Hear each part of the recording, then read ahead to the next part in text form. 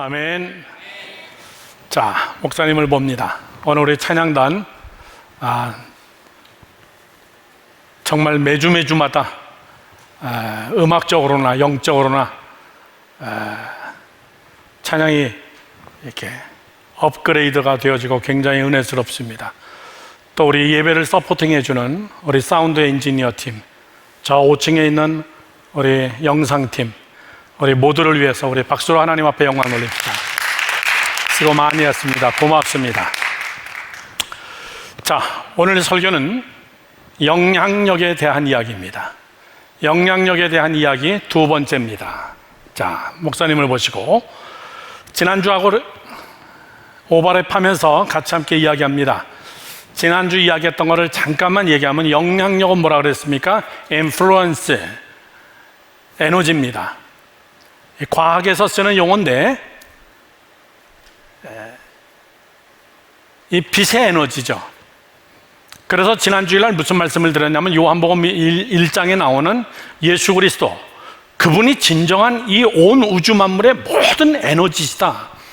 그분은 말씀이시고 말씀이 육신이 돼서 이 땅에 오신 분이시고 그분 안에는, 그분의 이름 속에는, 그분이 행한 모든 것 속에는 온 우주 만물의 에너지를 주관하시는 하나님이시다. 우리가 그거를 말씀 하나님이시다 이렇게 얘기했습니다. 그래서 이 세상의 진정한 에너지가 무엇인가라고 얘기할 때는 그것은 여러분 예수 그리스도밖에 없습니다. 그 예수의 에너지가 우리 안에 들어올 때 우리의 인간의 세 가지의 요소, 영과 육과 혼에 들어올 때 사람은 진정한 에너지를 받고, 에너지가 내 안에 있을 때의 그 에너지를 누군가에게 영향력 있게 여러분 줄 수 있는 거예요. 여러분, 내가 영향력이 없는데 누구에게 영향력을 미쳐? 뭐라 그래요? 니나 잘해 이렇게 얘기해요. 너나 잘해. 누구한테 영향력은? 그러면 우리가 예수 믿는 우리에게 진정한 영향력이 무엇이냐라고 할 때는 사람에게도 영향력 받을 수 있고 스승에게도 영향력을 받을 수 있고 그 다음에 많은 어떤 사건에서도 영향력을 받을 수 있지만은, 그러나 그것보다 더 중요한 것이 뭐냐라고 얘기할 때는 영향력의 기본은 에너지입니다. 저 사람 참 에너지틱하다라고 얘기할 때는 저 안에는 영향력이 있고 그 사람은 누군가에게 영향력을 줄 수 있는 사람이다라고 우리는 이야기하는 겁니다. 오늘은 두 번째, 이 영향력을 발휘하라고 얘기해요. 지난주에는 영향력이 무엇인가에 대해서 말씀을 드렸다면 오늘은 이 영향력을 어떻게 만들고 어떻게 이것을 써먹겠느냐 그 얘기예요. 자, 여러분, 청년들에게는 너무너무나 중요한 말씀이에요. 여러분의 인생 속에 여러분이 가지고 있는 영향력이 없다면 소위 말해서 나 하나 먹고 살기도 힘들어.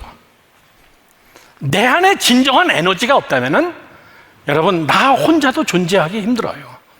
나 혼자도 내가 존재하지 못한다면 그 사람은 여러분 정말 살기 힘들어요. 그러나 사도 바울은 얘기합니다. 내 안에 예수 그리스도 그분이 계심으로, 그 능력, 예수의 능력이 내 안에 있으므로 내가 사는 것이 아니라 내 안에 계신 예수 그리스도가 사는 것이고, 나는 살아도 유익하고 죽어도 유익하고 내가 어디에 가나 예수 그리스도가 존귀하게 되게 하려 합니다. 이 말이 뭐예요? 내 안에는 영향력이 막 튀쳐나오는 거다 그 얘기예요.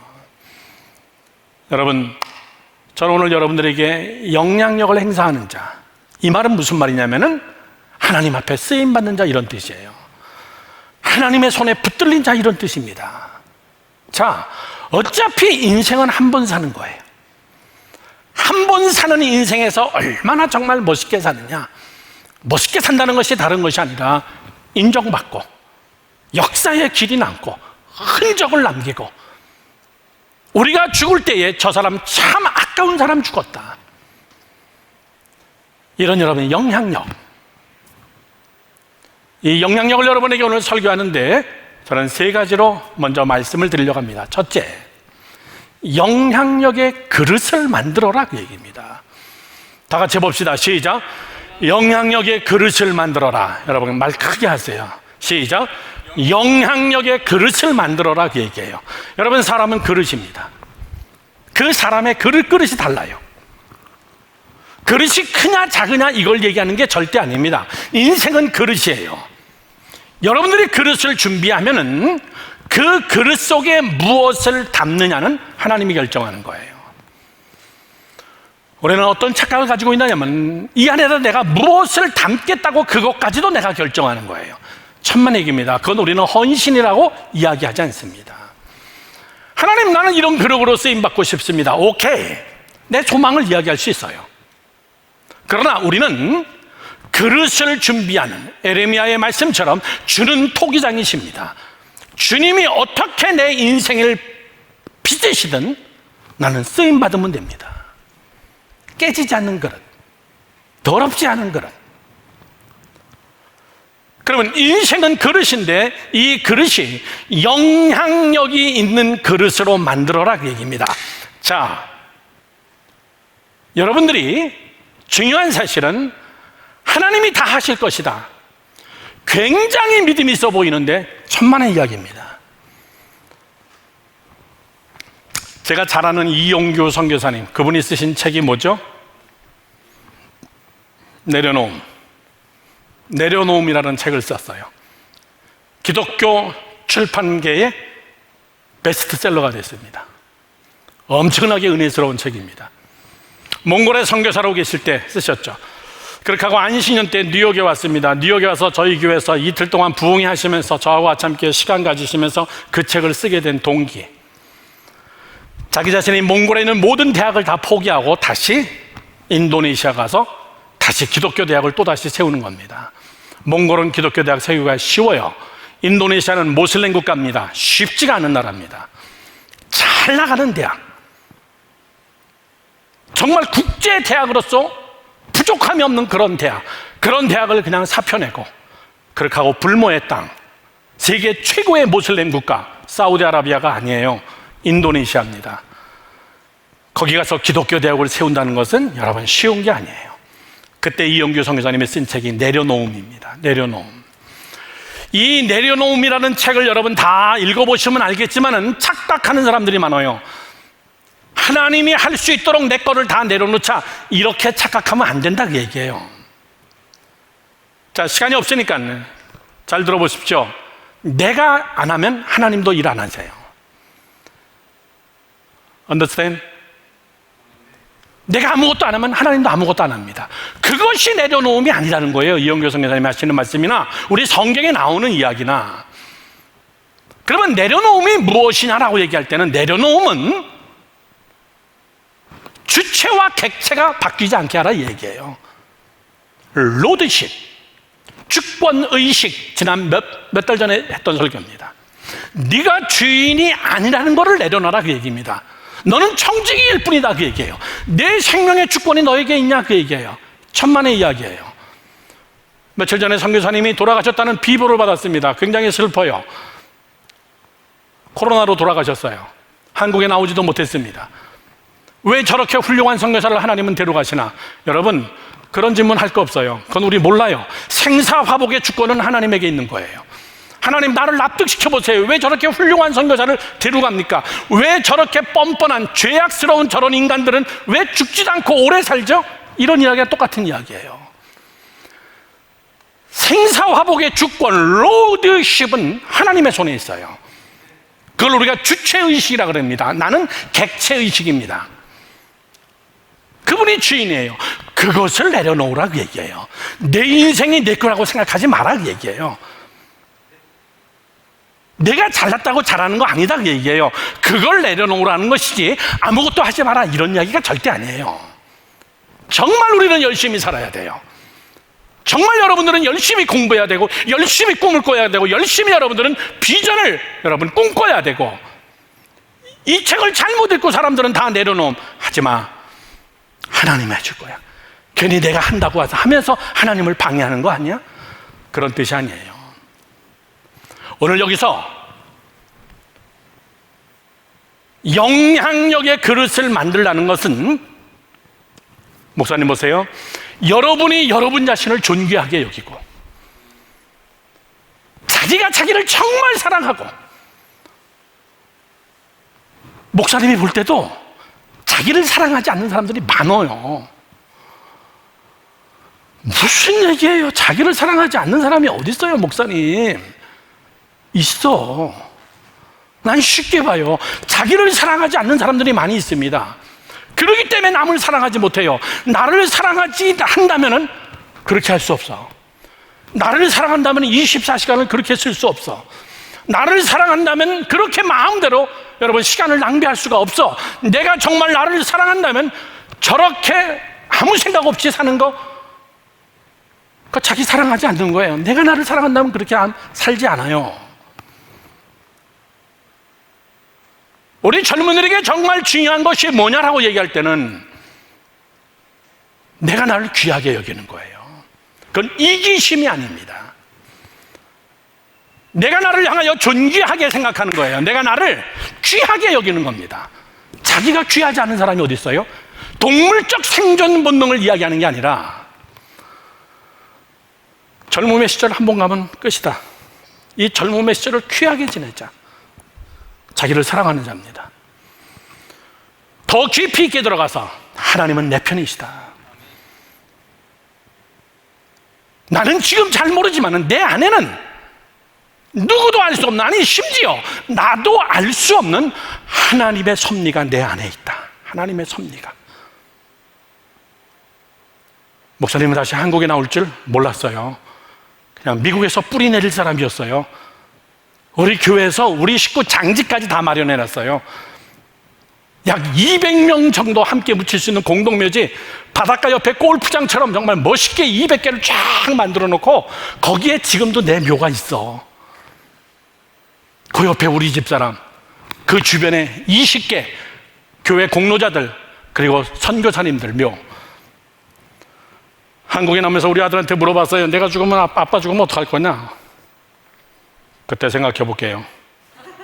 여기다가 묻겠다는 건지 거기다 갖다 묻겠다는 건지, 그래 뭐 내가 어떡하겠냐. 그런데 여기에 나와서 이렇게 청년들을 사역할 줄 목사님은 몰랐어요. 그러면 제가 기분적으로 선택했을까요? 내 안에는 하나님의 시간표가 있고 하나님의 섭리가 있어요. 하나님의 계획이 있습니다. The providence of God. 하나님의 숨겨진 하나님의 섭리가 있어요. 그거를 안다면은 여러분, 내가 나를 소중하게 여기는 겁니다. 거기서부터, yes, 그 자리부터 그것을 고백하고 그것을 알고 그거에 대한 확신을 갖는 그 순간부터가 내가 나에게 영향력을 끼치기 시작하는 거예요. 내가 나를 만들기 시작하는 거예요. 내가 여러분들에게 너 안에는 하나님의 뜻이 있어. 너 안에는 하나님의 귀한 섭리가 있어. 목사님이 얘기해 준들 무슨 여러분 큰 힘이 되겠어요. 내가 나에게, 그래 목사님의 말씀이 맞다. 내 안에는 하나님의 뜻이 있다. 지금 이 젊음의 시절의 인생의 끝이 아니다. 지금 이거 가지고 우열을 가릴 때가 아니다. 인생은 아직 많이 남았다. 내 인생에 수많은 시간들이 남았다. 내 시간에 주권자 되시는 하나님께서 내 안에 계시고 하나님이만이 알고 있는 하나님의 시간표가 있고 그분이 이루시기 원하는 것이 내 안에 있다라는 그런 확신이 있는 그 시간이 어떤 시간이냐면 여러분들이 그릇을 만들고 있는 거예요. 영향력이, 여러분이 스스로가 영향력을 끼치는 거예요. 진짜 바보 같은 청년들은요, 자기에게 악영향을 끼치고 있는 자예요. 해봐야 뭐하냐. 이놈의 세상, 집값은 자꾸 올라간다 그러는데 내가 이거 결혼이나 제대로 할 수 있을까? 내가 결혼해가지고 처자식들 먹이나 살릴 수 있을까? 자기가 자기 스스로에게 막 악영향을 미쳐버리는 거예요. 교회 가서 기도한들 뭐가 좋아지냐? 교회 가서 내가 예배드린들 뭐가 좋아지냐? 다 거기가 거기 아니냐? 영향력은 내가 나에게 미치는 거예요. 지금 그걸 이야기하는 겁니다. 성경의 시편 기자는 정말 대표적인 시편 중에 하나, 목사님이 아주 좋아하는 시편, 자기가 자기에게 확신을 가지고 자기가 자기에게 영향력을 미치는 정말 놀라운 성경 구절이 시편 63편, 시편 46편이에요. 시편 46편의 1절에서 3절까지의 말씀에 이렇게 써 있습니다. 하나님은 우리의 피난처시여. 아멘이십니까? 하나님은 나의 피난처시여 힘이시니 환난 중에 만날 큰 도움이시라. 2절, 그러므로 땅이 변하든지 땅이 흔들려 바다 가운데 빠지든지 재앙이 나서 세상이 거꾸로 뒤집혀도 3절 말씀에 뭐라고요? 바닷물이 솟아나고 뛰놀든지 그것이 넘침으로 산이 흔들릴지라도 우리는 두려워하지 아니하리로다. 에너지틱한 사람이에요. 에너지가 꽉 찬 자입니다. 1절을 다시 한번 보여주십시오. 46편 1절에 다 써 있어요. 하나님을 어떻게 생각하고 있습니까? 첫 번째, 하나님은 나의 피난처다, 그 얘기예요. 목사님이 금요일 날 한번 11월 1일 날 10월 30일 날 금요일 날 설교할 때 이 본문으로 설교했어요. 우리에게 제일 필요한 게 뭔데요? 피난처입니다. 여러분, 어려움 당하면 어디로 도망갈 건데요? 누가 나를 막아줄 건데요? 지금 여러분들은 청년이기 때문에 여러분들은 막아줄 자는 여러분의 부모님들이 있습니다. 여러분들의 부모님들이 여러분의 피난처예요. 먹여주고 재워주고 지금까지 여러분 여기까지 피난처로 여러분들이 막아줬어요. 나의 방패가 되었어요. 그런데 이 시편 기자는 자신 있게 자기를 향하여 뭐라 하냐면, 아니다, 사람을 의지하지 말라 그랬다. 내 부모, 나를 낳아준 부모 고맙죠. 부모는 자녀에게 그러한 의무를 해야 될 의무가 있고 난 또 그것을 받고 있습니다. 그러나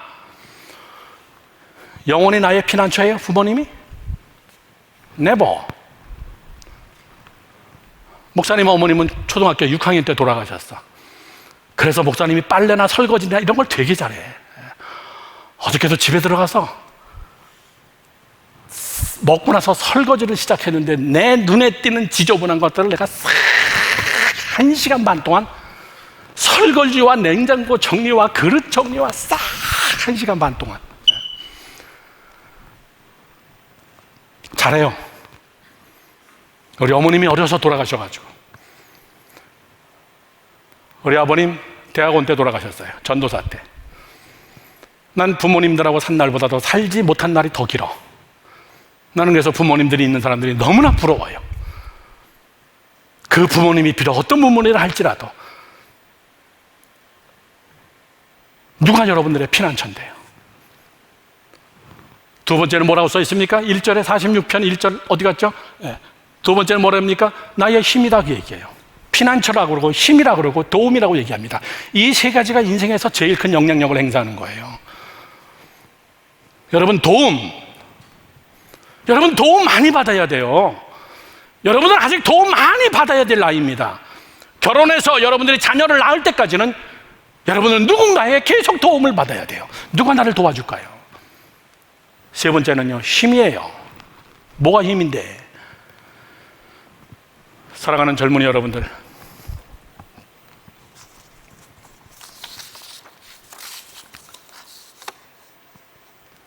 저를 보시죠. 이거를 근성이라고 얘기해요. 근성. 야, 저 사람 정말 자기 자신에 대한 근성이 있다. 자기 자신을 무지하게 사랑한다. 에고이즘, 이기주의, 그런 걸 이야기하는 게 아니에요. 하나님으로 인하여서 나는 하나님의 몸된 피로 산 하나님의 자녀다. 내가 뭐 누구를 부러워하겠느냐? 또 우리가 뭐라고 얘기할 수 있습니까? 누가 나를 어떻게 하겠느냐? 내가 나를 하나님을 향하여서 내가 아버지라고 고백하는데 아버지는 자기 자녀를 향하여 여러분 얼마나 사랑하시는 분인데요. 저희 아들도 30살이에요. 다 컸어요. 그런데 지난 주일날 몸살로 한국 와서 난 그렇게 아픈 거 처음 봤어. 인생에서 그렇게 아픈 거 처음 봤어. 막 끙끙끙끙 대면서 앓는데 아픈 건 둘째치고 저거 코로나면 어떡하지? 이 생각 때문에, 그것 때문에 식구들이 다 같이 함께, 할머니도 오지 말고 이모도 오지 말고 아무도 우리 집에 오지 말고, 걸리면 우리 셋이 다 같이 함께 걸리는 거다. 예수마을교도 안 가 이제 지금부터. 코로나 때문에 괜히 나 때문에 문제 생기면 안 돼. 그렇게 하고 막 끙끙끙끙 앓는데 열이 40도까지 올라가는 거예요. 야, 이거 병원 가야 되나? 온 몸 팔다리가 막 아프다고 시작하는데 코에다가 막 김치 갖다 대보고 냄새 나니 안 나니? 왜 코로나는 냄새를 못 맡거든. 이거 무슨 냄새야? 목 아파 안 아파? 아, 그냥 팔다리만 아파요. 괜찮아. 그러면 코로나 아니야.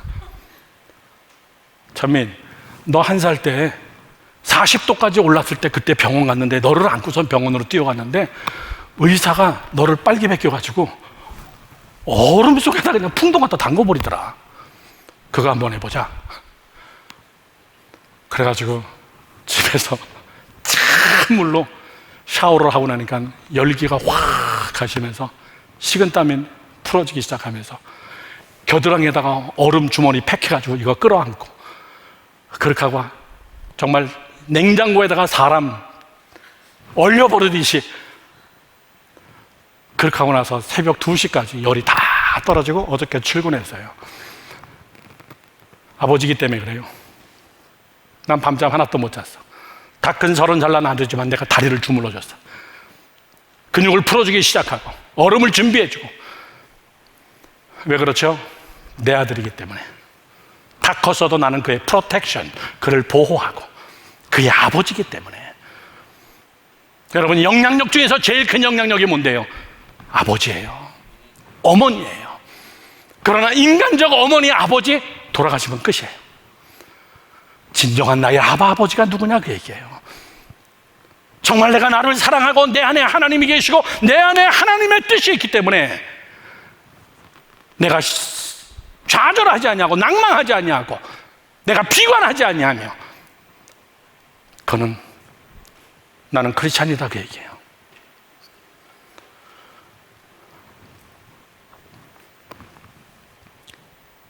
제2차 세계대전에 유대인들 600만 명, 서울 시내 인구입니다. 600만 명을 다 죽여버렸는데 어떻게 죽였을까? 홀로코스트 뮤지엄은 워싱턴 DC에 있는 홀로코스트 뮤지엄 가면 그거를 아주 밀라 민형으로 만들어 놨어요. 막 수백 명을 막 한꺼번에 죽일 수 있는 그런 기계들. 그리고 사람을 죽이고 그 시체를 처리하기가 힘드니까 사람을 기계로 짜가지고 즙을 만들어가지고 거기서 나오는 기름 가지고 사람 비누를 만들고 그 뼈를 갈아가지고 동물들한테 먹이로 줘버리고 정말 잔인하죠. 들어보세요. 사람이 어떻게 그런 짓을 할 수 있을 것 같습니까? 할 수 있습니다, 여러분. 목사님이 읽은 책 중에 이런 책이 있었습니다. 빅터 프랭클린, 세계적인 여러분 정신의학과 유대인 의사입니다. 이 사람은 제2차 세계대전에 아우슈비츠 수용소에 갇혔다가 거기서 살아난 자예요. 이 사람은 그걸 일체를 다 글로 썼습니다.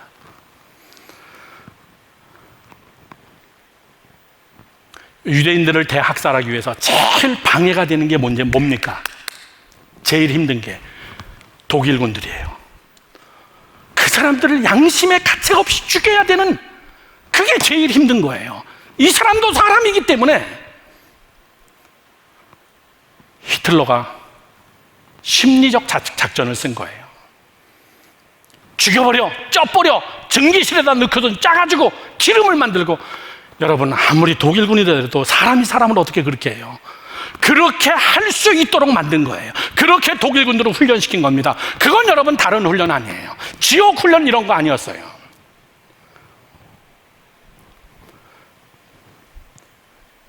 유대인들 포로 수용소에 32,000명이 모여있는 여자 포로 수용소에 거기다가 화장실을 안 만들어버린 거예요. 화장실을 딱 2개만 만들었습니다. 32,000명이 2개 화장실을, 그것도 10분만 쓰는데 하루에 2번밖에 화장실 문을 오픈을 안 해요. 그게 방법이었어요. 무슨 뜻일까? 여자들이 포로 수용소가 다 화장실 더미가 돼버렸어요. 어쩔 수 없이 아무데나 이를 볼 수밖에 없었어요. 대소변은 자기가 가지고 있는 식판에다가 받기도 하고 그걸 땅을 파가지고 묻기도 하고, 그것도 한두 번이지.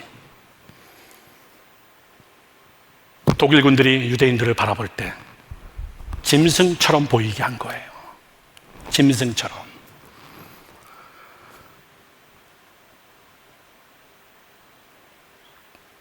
마리 포로 수용소지 돼지간이었습니다. 마리 포로 수용소였지 여러분 완전히 비위생적인 개나 닭장이나 돼지장 같이 돼버렸어요. 그 사람들은 어쩔 수 없이 생리적 현상 때문에 대소변을 아무데나 보는 것이 수치스럽지도 않았습니다. 그 유대인들은 마음속에 무엇이 생기기 시작했냐면 나는 사람도 아니다, 나는 사람도 아니다, 이 생각을 하기 시작했어요. 그러면 독일군들의 마음속에 뭐가 들어옵니까? 영리적으로 쉽게 죽일 수 있는 겁니다. 사람을 죽이기는 힘듭니다. 그러나 동물을 죽이기는 쉽습니다. 더구나 파리나 개구리는 죽이는 건 더 쉽습니다. 저 유대인들 수백만 명을 보면서 저들이 인간 이하로 보이면은 저럴 바에는 죽여주는 것도 괜찮겠다. 유대인 자신도 이렇게 살 바엔 죽는 것이 낫겠다. 그것이 맞아 떨어질 때 사람을 마구잡이로 죽여버릴 수 있었던 거예요. 그런데 유대인 포로 수용소 안에서 기가 막힌 사건이 벌어졌어요. 빅터 프랭클린 정신과 의사는 그걸 책으로 다 기록했습니다. 자기들끼리 방법을 만든 거예요. 두 가지 법칙. 첫 번째, 빵을 훔치지 말라. 빵의 법칙이었습니다. 너무나 배고프고 너무나 먹을 게 없으니까 서로 막 양식을 훔쳐가고 빵을 훔쳐가는 이런 것들을 독일군들이 보면서 쟤네들은 마치 동물처럼 보인 거예요. 그래서 유대인들끼리 약속을 했습니다. 빵을 훔치는 자는 우리 손으로 죽여버리자. 그때부터 포로 수용소 안에 질서가 잡히기 시작했어요. 사람처럼 보이기 시작했어요. 무언의 시위가 뭡니까? 나도 사람이다. 이거를 독일군들에게 보여주고 싶었던 거예요. 또 하나는 이거였습니다. 세수를 해라. 세수해야 살 수 있다. 이게 무슨 뜻일까? 살아있는 여러분 동물 중에서 세수하는 동물은 사람밖에 없어요. 세수를 해라. 세수를 하면 이 포롱 수용소에서 우리는 살아서 나갈 수 있다. 세수하지 않으면 죽어. 이것이 무슨 말이었냐면은 독일군들은 그들을 더 비참하게 만들기 위해서 물을 주지 않고 하루에 커피 한 잔씩을 새벽 5시에 준 거예요. 새벽 5시에 커피 한 잔을 줬습니다. 그날의 모든 물이에요. 유대인들은 그 커피 한 잔을 들고선 반 잔은 마시고 반 잔은 독일군들이 보라고 펜스, 철조망 앞에 일렬로 쫙 서가지고 그걸로 옷을 찢어가지고 커피를 묻혀서 세수를 하기 시작했습니다. 우리 사람이라 그 얘기예요. 옷을 찢어서 커피를 찍어가지고 이빨을 드러내놓고 이빨을 닦기 시작했습니다. 독일군들 보는 앞에서. 반컵 가지고 세수를 하기 시작했어요.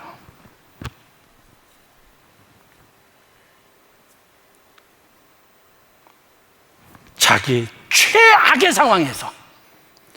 최악의 상황에서 자기가 자기를 사람임을 인정하고 내가 나에게 새 힘을 실어줄 수 있는 것은 영향력이에요. 그런데 죽어가는 사람의 공통점은 두 가지가 있었습니다. 첫 번째, 말을 막 하는 사람들. 에라 이럴 바엔 죽어버리자 이런 사람들, 막 독일군을 향해서 막 저항하는 사람들, 막 입에 욕을 담고 막 할 말 안 할 말 막 내뱉는 사람들. 그 사람들은 금방 사형장으로 끌려갑니다. 두 번째,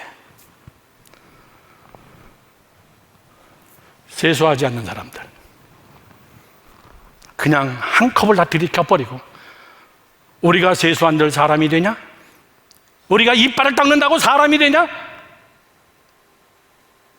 그때마다 유대인들은 뭐라고 하냐면 우리가 죽어도 내 스스로 나에게 사람인 거를 고백하면서 죽더라도 내가 사람인 것을 내 스스로 인정하면서라도 죽자. 개처럼 죽지 말고 짐승처럼 죽지 말고 내 스스로 나에게 영향력을 부여하고 내가 사람으로 죽어가자. 그런 사람들은 여러분 오래 살았습니다. 그리고 그런 사람들의 특징은 눈물이 메마르질 않았습니다. 매일같이 울었다 그래요. 그리고 그들은 벽에다가 손톱으로 글자를 쓴 거예요. 메시아. 언제 우리에게 메시아가 올 것인가? 언제 우리를 하나님이 구원하여 줄 것인가? 그들은 모여서 찬송을 부르기 시작했습니다. 그게 뭡니까? 절망 가운데 에너지예요. 최악의 절망 가운데서. 그리고 그들은 독일 수용소에서 전쟁이 히틀러의 패배로 끝나고 그 아우슈비츠 수용소가 지금 독일의 관광지입니다. 그때에 살아남았던 유대인들이 거기서 발렌티어로 거기서 가이드를 해주는 거예요. 여러분, 나는 여러분들에게 부탁합니다. 빅터 프랭클린은 정신과 의사로서 그 책에다 이렇게 글을 썼습니다.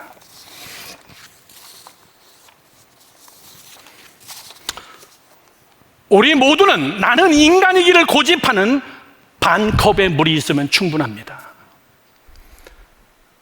풍족하지 않아도, 넘치는 것이 아니라 할지라도 내 안에 반 컵의 물만 있어도 우리는 얼마든지 사람으로서 살 수 있습니다. 무슨 말이죠?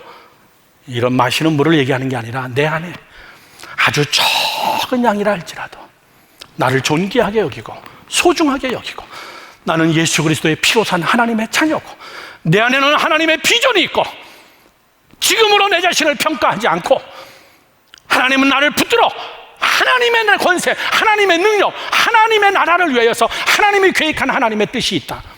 그건 반 컵의 물만 있어도 내가 성령 충만하지 않아도 예수님께서 말씀하신 내 안에 겨자씨만한 믿음이 있어도 그것이 반 컵의 물, 그것만 있어도 얼마든지 하나님은 역사합니다. 아멘이십니까? 반 컵밖에 없다고 그걸 갖다 쏟아버리는 자, 반 컵밖에 없다고 그걸 한 번에 들이마시고 그리고 여러분 원망하는 자. 어떻게 성경 공부 민수기의 주제가 뭡니까? 원망. 원망하는 자들은 하나님이 다 죽여버렸습니다. 사랑하는 젊은이 여러분들, 빅터 프랭클린은 두 번째 이런 이야기를 합니다. 풍성한 물이 없다고 자신의 몸을 내팽개치지 마십시오. 풍성한 물이 없다고 힘들다고 더 넘어지고 좌절하지 말고 자존심 상해하지 말고 반컵이라도 얼마든지 고귀한 인간이 될 수가 있습니다. 세 번째 이렇게 얘기합니다. 반컵 가지고 몸을 닦는다고 손가락질 하지 마라 그 얘기예요. 젊은이 여러분, 여러분 주위에 부족하고 없고 어떻게든지 살아보려고 반컵 인생 물 마시면서 사는 사람이 있다면 그 사람 향해서 손가락질 하지 말라고 얘기해요. 비웃지 말라고 얘기해요. 업신여기지 말고 갑질하지 말고. 왜? 그 사람은 지금 반컵 가지고 어떻게든지 살아보려고 애쓰는 자예요. 반컵의 물을 가지고 어떻게든지 스스로에게 영향력을 부여하면서 살아보려고 애쓰려는 자들에게 그들을 향하여 손가락질을 하지 마라. 네 번째 이런 얘기합니다. 반컵의 물을 들고 죄와 싸우십시오. 반컵의 물을 들고 자기의 비전과 싸우십시오. 능력이 많아야 비전 성취하는 거 아니에요. 돈 많아야 여러분 성공하는 거 아닙니다. 건강하다고 여러분 항상 잘 되라는 법은 없습니다. 비록 반컵의 물밖에 없어도 꿈을 꿔라. 왜? 하나님은 나와 함께 하신다. 믿으시면 아멘. 오늘 첫 번째 이야기가 제일 중요한 이야기예요. 내 스스로 나에게 그렇게 영향력을 행사하면 그런 자를 하나님이 보시고 하나님도 그와 같이 함께 한다는 거예요. 포기하고 낭망하고 낙담하고 좌절하고 원망하고 하나님은 그 사람 쳐다보지도 않습니다. 사랑하는 성도 여러분들, 젊은이 여러분들, 또 이 방송을 보고 있는 누군지 모르는 여러분들, 반컵의 물은 비전이에요. 반컵의 물은 소망입니다. 믿으시면 아멘. 꼭 커야만이 여러분 하나님이 하는 거 아니에요. 어마어마해야만이 거기서 기적이 나오는 것은 절대 아닙니다. 제가 캘리포니아 가면 꼭 가는 교회가 있습니다. 저희 식구들하고 늘 거기 가서 예배드려요. 세들백 교회, 세들백 처치. 릭 워런 목사님, 교인이 수만 명입니다. 그 릭 워런 목사님은 참 힘들게 목사됐어요. 그리고 리그 워런 목사님은 몇 년 전 자기 아들이 권총으로 자살했어요. 이 자살의 문제, 우울증의 문제를 우리 기독교적으로 어떻게 해석해야 되나? 이 대교회 목사님인데 자기 아들은 우울증으로 권총으로 자살했어요.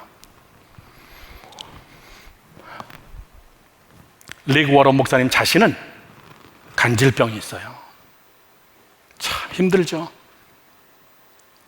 리그 워런 목사님은 그런 얘기합니다.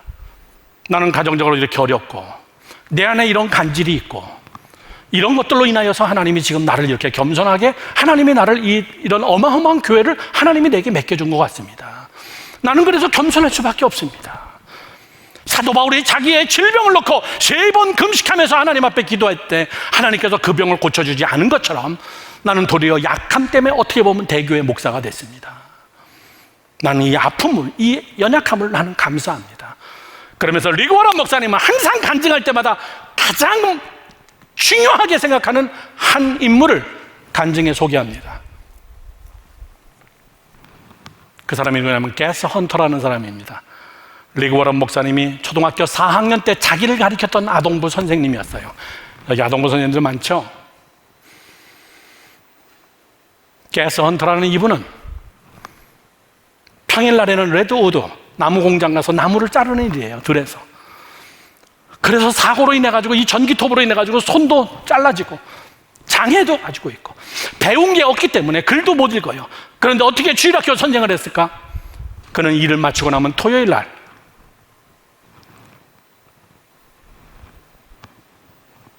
어린이들을 자기의 집에 불러가지고 자기가 글을 못 읽기 때문에 성경책과 교재를 읽게 한 거예요. 그리고 그걸 들은 겁니다. 먼저 애들이 선생님에게 읽어주는 거예요. 그러면 그걸 듣고 그거 가지고 밤새도록 기도하고 그 다음날 주일학교에 교회 가서 애들을 가르쳤어요. 그 4학년 학생이 리그 워런이었습니다. 그는 세계적인 목사가 됐어요.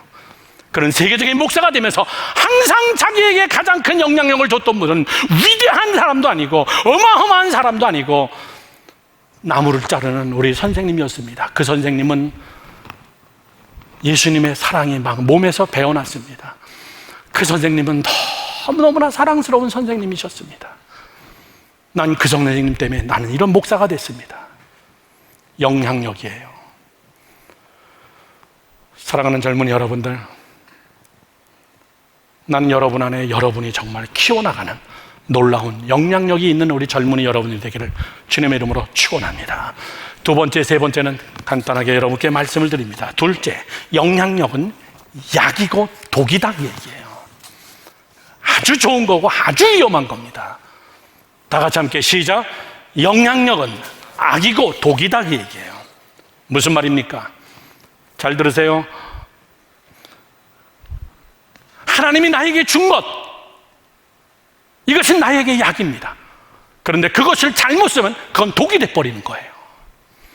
하나님이 내게 능력을 줬습니다. 영향력 있는 정말 놀라운 하나님의 권능을 내게 주셨습니다. 그런데 그거 잘못 써가지고 그게 독이 돼버렸어요. 하나님 내게 돈을 주세요. 그래서 하나님 앞에 기도했더니 하나님이 내게 엄청난 물질을 줬는데 그게 독이 돼버렸어요. 영향력이 약이면서 그에게 훗날 독이 돼버렸습니다. 대표적인 사람이 솔로몬이에요. 솔로몬은 하나님 앞에 영향력을 달라고 기도했어요. 하나님 나에게 지혜를 주세요. 하나님 나에게 지혜를 주세요. 1000번 제단을 쌓으면서 하나님의 마음을 감동감화시켰어요. 하나님이 그에게 지혜를 줬습니다. 구하지 않은 부귀까지도 그에게 다 줬어요. 그랬더니 무슨 짓을 하던가? 주변 국가 공주들을 다 불렀다가 다 자기 아내 만들어버린 거예요. 돈이 많으니까, 똑똑하니까. 그게 독이 돼버렸어요. 영향력은 우리 모두가 다 같이 함께 원하지만은 그거를 컨트롤할 때는 어마어마한 힘이 필요합니다. 두 번째, 비슷한 사람이 누굽니까? 삼손입니다. 삼손은 하나님이 엄청난 영향력 있는 힘을 줬어요. 그런데 이 삼손이 얼마나 바보냐면 자기가 능력 있는 줄 알고 그 능력 가지고 게임을 하고 수수께끼를 내고 이래가지고 머리 다 잘려버리고, 그리고 그는 아무 힘이 없는 동물처럼 연자맷돌을 굴리고 사람에게 구경거리가 되고 바보가 돼버렸어요. 잘 들어야 됩니다. 삼손 이야기가 우리 이야기예요. 우리 안에서 하나님이 영향력을 빼버리면 우리는 졸지의 바보 돼요. 지난주 얘기했죠? 하나님께서 이야기한 겁니다. 내가 내 땅을, 하늘을 막아버리면, 육적 영향력, 하늘을 막아버려가지고 비가 내리지 않게 하면 그 땅 그냥 여러분 그대로 사막화되는 거예요. 내가 내 마음속에서, 내 영 속에서 내 영을 빼버리면 너는 육적인 사람이 되는 거야. 들어보세요. 나는 능력이 내 안에 있는 게 아니에요. 하나님이 이 안에 들어온 것이지 내 자체가 능력이 아니라고. 이거 굉장히 헷갈리는 이야기입니다. 삼손으로 이야기하면 쉽습니다. 삼손은 자기가 능력이 있다고 생각했어요. 아니에요. 삼손은 도구예요. 하나님이 거기다가 능력을 준 것이지 하나님이 능력을 빼면 삼손은 아무것도 아니에요. 내가 능력이 있는 게 아니라 나는 그 능력을 써먹는 도구일 뿐입니다. 도구. 아무리 좋은 여러분 BMW, 벤츠, 아무리 좋은 여러분 세계적인 차라 할지라도 휘발유 없으면 꽝이야. 휘발유 없으면 꽝이야.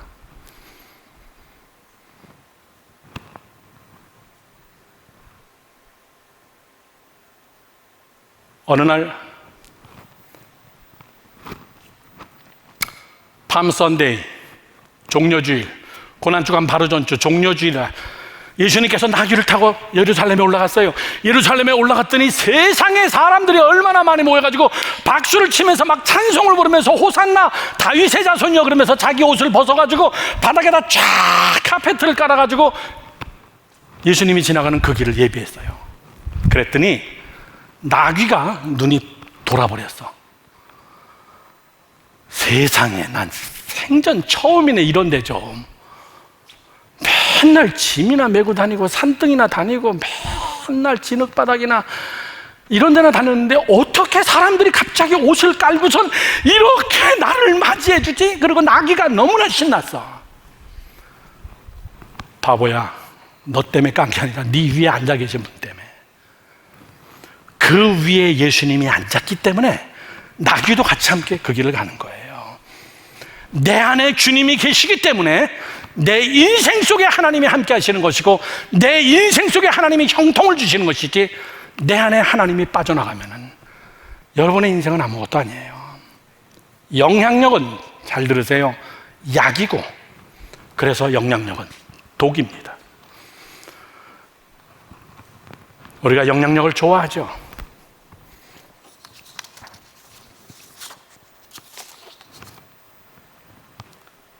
이 나귀가 바보같이럼 예수님이 탔다는 걸 착각하고 자기가 위대한 줄 알고.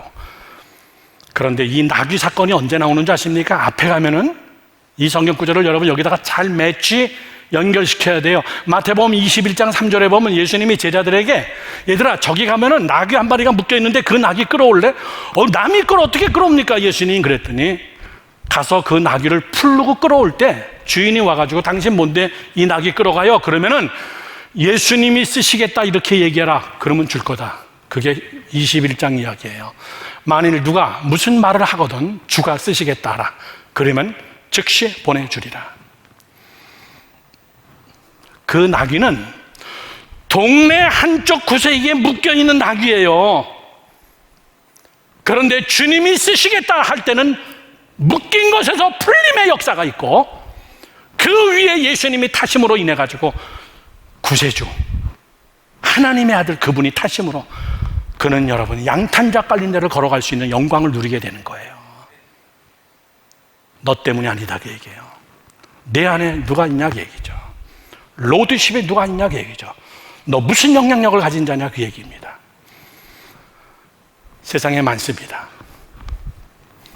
여러분들이 생각하는 많이 가진 게 약이면서 많이 가진 게 독이에요. 많이 배운 게 약이면서 많이 배운 게 독입니다. 믿음이 뜨거운 게 약인데 믿음이 뜨거운 게 독이 돼버렸어. 그래서 영적 교만에 빠져버렸어. 은혜는 약입니다. 은혜가 너무나 충만해서 여러분 독이 돼버렸어요. 자기가 하나님이 돼버렸어. 많습니다.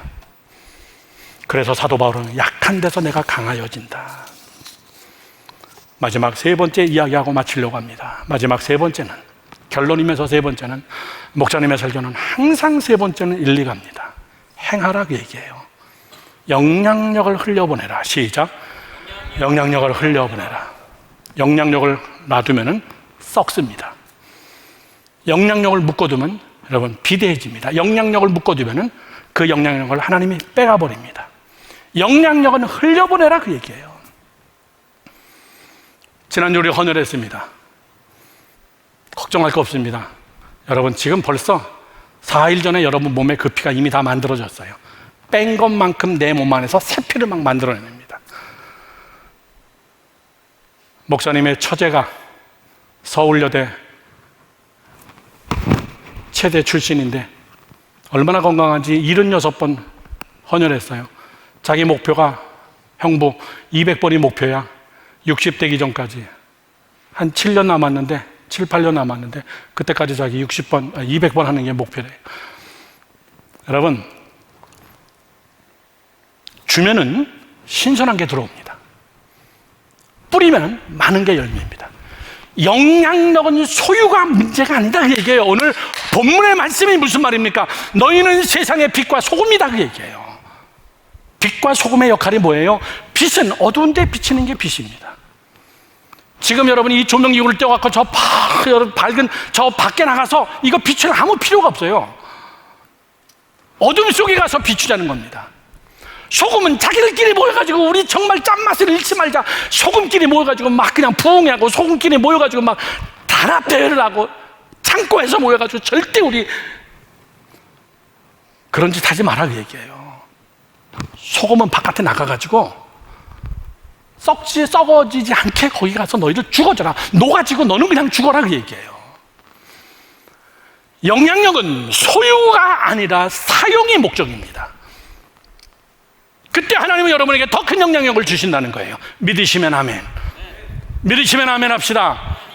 사랑하는 젊은이 여러분들, 목사님이 어느 날 반지를, 결혼 반지예요. 33년 된 결혼 반지인데 어느 날 이 반지가 자꾸 옷을 툭툭 건드리면서 옷에 실밥을 막 빼는 거예요. 그리고 이렇게 하고 보니까 이 안에 있는 다이아가 없어졌어. 우리 집사람한테 얘기를 해야 되나 말아야 되나. 내가 이것만 빼다가 어디다 팔아먹은 것도 아니고, 그리고 이게 뭐 또 몇 캐럿인지도 모르고 뭐 관심도 없고, 그런데 딱 보니까는 알맹이가 없어져 버렸어. 그냥 구멍만 뿡 났어. 내가 얘기하는 거 알지? 여러분 관심 있어요 없어요? 관심 없습니다. 나도 몰랐어, 있는지 없는지도. 그냥 우리 와이프 사랑한다는 증표일 뿐이에요. 이게 여러분 영향력은 없습니다. 영향력을 발휘하려면 이거 빼다가 팔면 돼. 그럼 몇십만 원 주겠지? 그거 가지고 한번 쓰면 돼요. 끝이에요. 금이나 은이나 여러분 다이아나 이런 보석은 영향력이 없습니다. 값어치가 있는 것이지. 값어치하고 영향력은 달라요. 그러나 소금은 여러분 영향력입니다. 목사님이 아프리카에 선교 갔을 때 난쟁이들만 모여 사는 피그미 족속, 피그미, 유엔에서 보호한 피그미족만 사는 섬에 갔습니다. 들어가기 전에 그 피그미에게 연락을 했습니다. 내일 몇 시에 거기 섬에 들어갈 테니까 뭘 선물해 주면 좋겠냐. 그랬더니 여러분 뭘 요구했는지 아십니까? 소금이에요. 소금. 우리에겐 소금이 필요하다. 옷도 아니고 빵도 아니고 물고기는 잡으면 되는 거고 소금이 없다. 그까지 소금 비싸지도 않은 거 배 한 척을 빌려가지고 소금을 하나 가득 싣고 갔어요. 여러분 소금은 고대 지방에서는 엄청난 물물 교환의 여러분 대가였어요. 왜? 그거는 사용 가치가 있기 때문에. 여러분이 금을 얼만큼 가지고 있다고 여러분들이 사용 가치가 있는 것은 아닙니다. 사용 가치는 예수님이 우리에게 얘기한 영향력인데 그건 빛과 소금이에요. 이거는 흘려보내야 됩니다. 써먹어야 되는 거예요. 많이 흘려보내야 돼요. 지난주에 우리가 헌혈했습니다. 앞으로 정기적으로 하려고 그래요. 정기적으로 하면서 정말 우리 예수마을교회가 이 중구에서는 대한적 십자사에서 정말 표창장을 줄 정도로 수많은 사람들의 생명을 살리는 우리가 할 수 있잖아. 67명이 들어갔는데 24명밖에 못했나? 그것도 아무나 하는 거 아니야. 그 까다롭대. 우리 연말 되면서 고아원도 가고요, 우리 연말 되면서 서울역 청계천 이런 데 가서 홈레스들 좀 그냥 나눠주고, 아무 대가 없이 뭐 예수 믿으세요 이런 얘기 안 해도 돼. 그냥 가서 나눠주고 마스크도 나눠주고. 다음 달에 IT에서 심장병 어린이 3명 들어와요. 이 심장병 어린이 3명이 수술 받으러 옵니다. 목사님이 정기적으로 가서 설교하는 연예인 선교회, 거기서 이 어린이들을 초청한 거예요. 연대 세브란스 병원 아산병원에서 이 3 어린이가 수술 받습니다. 제가 가서 늘 기도해주고, 뉴욕에 있을 때도 한국에 부흥회 나오면 걔네들 스케줄에 맞춰가지고 가서 기도도 해주고. 그래서 제가 선교사님한테 얘기했습니다. 내가 걔네들 수술비를 부담할 만큼 그렇게 큰 아직 NGO가 못 됐기 때문에, 그러나 내가 늘 했던 대로 내가 하루는 걔네들 책임집니다. 부모들하고 통역관들하고 다 같이 하루 우리 교회 버스로 애들 서울 싹 다 구경시켜주고 맛있는 거 사주고. 그때 같이 갈 사람 손 들어봐. 보고 생각해보고 들어. 애들하고 같이 함께 놀아주고, 그 심장병 어린이들 수술 끝나고 나서 걔네들 선물도 좀 해주고, 그 부모들 서울도 좀 구경시켜주고. 이게 뭔데요? 영향력을 행사하는 거예요. 영향력을 행사. 크지 않아도 괜찮다고 얘기해요. 나는 여러분들을, 우리 청년부를 통하여서 이런 일들이 우리 안에서 많이 일어나기를 바랍니다. 너 어디 출신이냐? 예수마을교회 출신입니다. 먼 훗날에 여러분 정말 영향력 있는 사람이 되어서 자랑스럽게 예수 그리스도를 증거하고, 부족하지만은 내가 이렇게 써주신 하나님을 찬송할 수 있는 그런 여러분이 되기를 주님의 이름으로 축원합니다. 축원합니다. 그렇게 고백하세요. 주님, 나는 주님의 기쁨이 되기를 원합니다. 우리 다 같이 함께 이 찬송을 부를까요? 나 주님의 기쁨 되기 원합니다. 내 모든 것 하나님 다 받으세요. 모든 거래 봐야 여러분들이 뭐가 있겠어 지금. 그치? 젊음이 있잖아요. 건강이 있잖아요. 여러분 안에 있는 여러분 비전이 있잖아요. 꿈이 있잖아요. 미래가 있잖아요. 나의 마음 주님께 드려오니 주님 나를 받아주셔서 내가 원하는 한 가지 주님의 기쁨이 되기를 원합니다. 우리 이 찬송을 다 같이 함께 간절한 마음으로 말씀 생각하면서 우리 1절만 찬송합시다. 나 주님의 기쁨 되기 원하네. 나 주님의 기쁨 되기 원하네. 내 마음을 새롭게 하소서. 새 무대가 되게 하여 주사. 주님의 빛 비치게 하소서. 다 일어납시다. 내가 원하는 한 가지 주님의 기쁨이 되는 것. 내가 원하는 한 가지 주님의 기쁨이. 우리 두 손 높이 들고 내가 원하는 한 가지 주님의 기쁨이 되는 것. 할렐루야. 내가 원하는 한 가지 주님의 기쁨이 되는 것. 우리 두 손 다 가슴에 얹고 우리 함께 통성으로 기도하려고 합니다. 사랑하는 젊은이 여러분들, 하나님의 기쁨이 되기를 원합니다. 하나님이 내 안에 거하기를 원합니다. 하나님, 나는 소금 빛의 사명을 감당하기를 원합니다. 하나님, 내가 빛이 아닙니다. 하나님만이 빛입니다. 나를 통하여 비춰주시옵소서. 하나님, 나를 통하여 역사하여 주시옵소서. 우리 간절한 마음으로 주님의 기쁨이 되기를 원합니다. 성령여 나의 연약함을 감당하여 주시옵소서. 주님의 이름으로 한 번 부르고 통성으로 기도합니다. 주여